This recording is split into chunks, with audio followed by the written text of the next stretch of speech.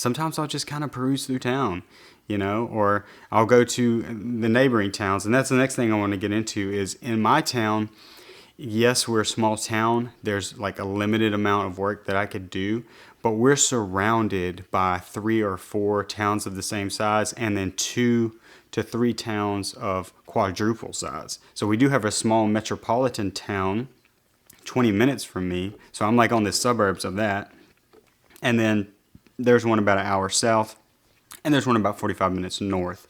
And so those are huge markets. Yes, they have videographers, but you can still build relationships in those neighboring towns. And there's a lot of build relationships with your fellow creators, because there's a lot of situations I'll get a call where this videographer says, "Hey, I'm really swamped," or "Hey, I don't really like to do these types of videos, so I gave them your number. Hope that's okay." And you'd be surprised, how much work you'll get from other creators.